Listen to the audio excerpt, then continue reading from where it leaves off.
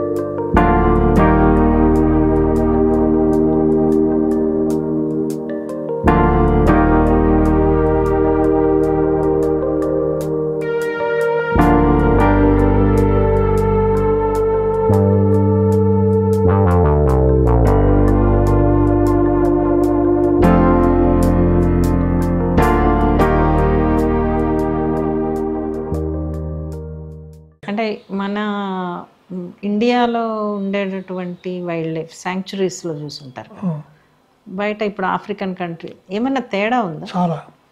ఎట్లాంటి తేడా అంటే మన ఇక్కడ గిర్ ఫారెస్ట్ లోపల సింహాలు ఉంటాయి, ఏషియాటిక్ లైన్ ఇది. అక్కడ ఆఫ్రికా లోపల ఆఫ్రికన్ లైన్ ఉంటుంది, ఆఫ్రికన్ లైన్ వేరు, ఓకే, పెద్దవి ఇవి. వాటి మగ కూడా జీడుతోటి కొంచెం భయంకర మతాల ఫోటోలు ఉన్నాయి. అలాగే ఏషియన్ ఎలిఫెంట్ వేరు, తర్వాత ఆఫ్రికన్ ఎలిఫెంట్ వేరు. చెవులు పెద్ద ఉంటాయి, ఆకారంలో పెద్ద ఉంటాయి.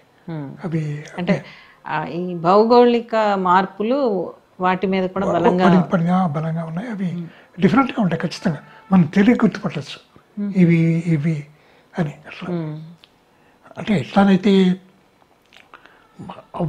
బర్డ్స్ కూడా డిఫరెంట్ ఏరియాస్ లోపల అదే బర్డ్ డిఫరెంట్ ఏరియాస్ ఉండే వాటి రంగులు మారిపోతాయి, అట్లానే ఇవి కూడా వాటికి భిన్నంగా వాటి స్వరూపం అంటే కాకపోయినా వాటి ఆకారం, వాటి బిహేవియర్ అది మారిపోతుంటుంది. అది మనకి అంటే ఇప్పుడు ఆఫ్రికన్ కంట్రీస్లో మీరు వెళ్ళిన ప్రాంతంలో అంటే వైల్డ్ లైఫ్ మీద ఎట్లాంటి జాగ్రత్తలు, అంటే మళ్ళీ వైల్డ్ లైఫ్ అనే వస్తుంది, అందరికి అలవాటు అయింది కదా. అంటే అక్కడి ప్రభుత్వాలు కావచ్చు లేకపోతే వ్యవస్థలు కావచ్చు ఎట్లాంటి జాగ్రత్తలు తీసుకుంటున్నారు?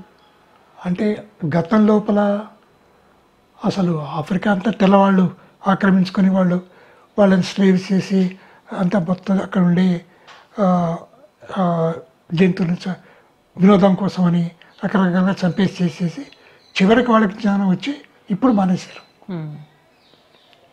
ఎందుకు అర్థమైందంటే వాళ్ళకి ఈ వైల్డ్ లైఫ్ శాంక్చురీస్ లోపల టూరిస్టులు వచ్చి చూసి ఫోటోగ్రఫీ చేసి వెళ్తుంటే దీనివల్ల వచ్చే రెవెన్యూ దానికన్నా ఎక్కువ ఇంకా బెటర్ అని చెప్పి, పైగా తెల్లవాళ్ళు వెళ్ళిపోయి వాళ్ళ అధికారం ఉంది అక్కడ, అయినా ఇంకేంటే తగ్గింది కొంత.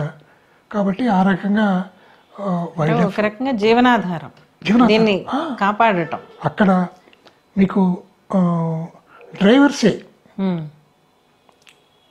కార్ వ్యాన్ డ్రైవరే మీకు గైడ్, చదువుకున్న వాళ్ళు, నాకు ఖచ్చితంగా నాలెడ్జ్ ఉంటుంది వాళ్ళకి. అది ఆ రకంగా వాళ్ళకి అది అర్థమై మార్పులు చాలా వచ్చింది. ఇప్పుడు ఒక చంపరు. ఇప్పుడు ఎట్లా తీసుకెళ్తారు అక్కడ దాకా మిమ్మల్ని?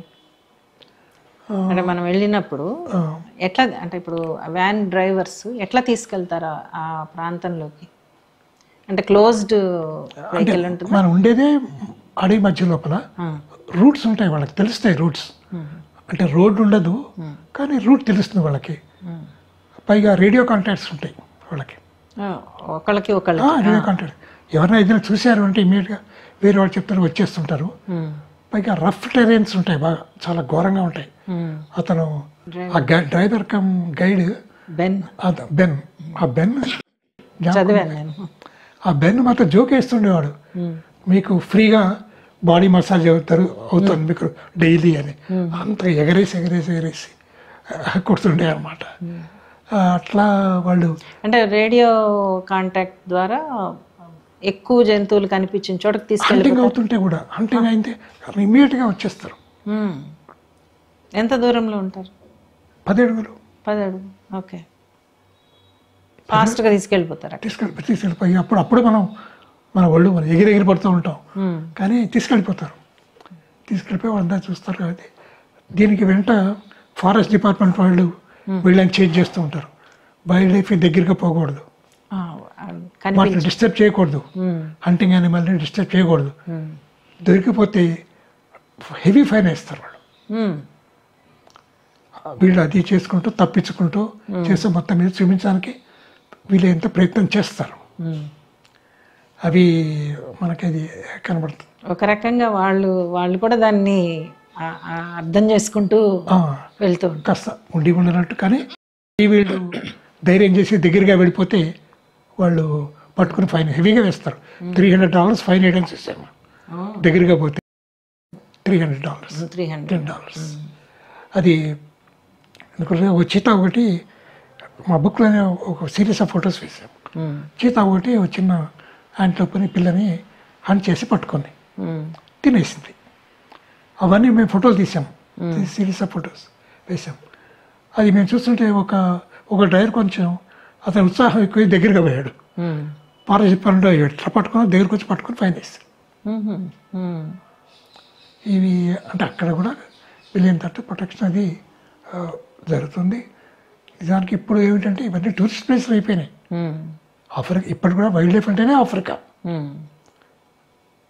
ఫోటోగ్రఫీ అంటే వైల్డ్ లైఫ్ ఫోటోగ్రఫీ అంటేనే ఆఫ్రికా. ఊరికే బయలు ప్లేస్ మళ్ళీ పోయి వెంకట సుబ్రహ్మణ్యం గారని ఆయన కూడా ఊరికే అక్కడికి మసాయి మరి వెళ్తూ ఉంటారు ఆయన. సరే ఆయన ఫోటోలు కొంచెం భిన్నంగా ఉంటాయి అనుకోండి, కానీ అది